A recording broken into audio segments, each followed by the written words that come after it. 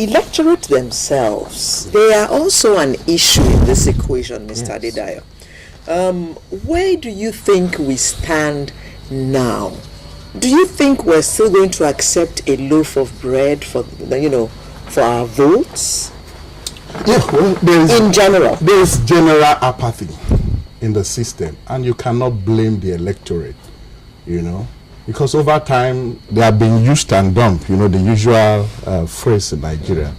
They march down to the polling booths and choose these guys, and eventually, not only do they go there to squander the resources of the nation, they see somebody who was a few months ago, who was a nobody, who couldn't feed himself nor his family, buying mansions all over the place. So there is apathy. People say, if I go there now and vote you into office, nothing comes to me by way of dividends.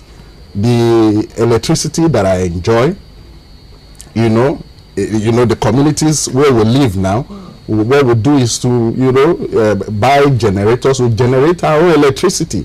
The roads, we pay for for most of our roads. So we do our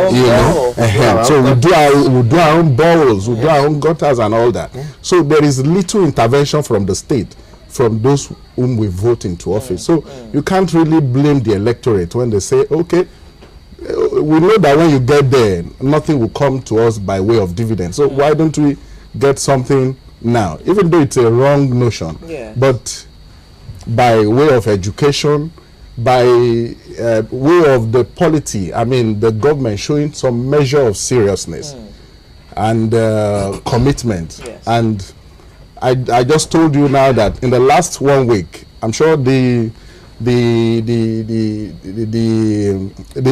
polity has been bolstered in terms of people's expectations now, because of the words of hope that came from the acting president. And even though the political configurations do not support the hope that he preached in America, but there is a measure of hope from the polity. And I think if it goes on, in June, as I promised, we have a serious reform in the INEC.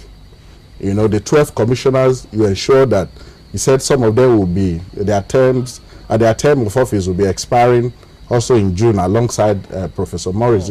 If we have a situation where in June we have men of credibility, we have people that you can say vouch for as the 12 commissioners, and you have a chairman who is also somebody that you can say credible. Yes, it's credible. You can say, let's go to bed, we'll have a free and fair election. Well, he's promised us that. Yes, so if we have a total picture of such, I think the electorate will also be optimistic, and they will not ask for loaves of bread any longer.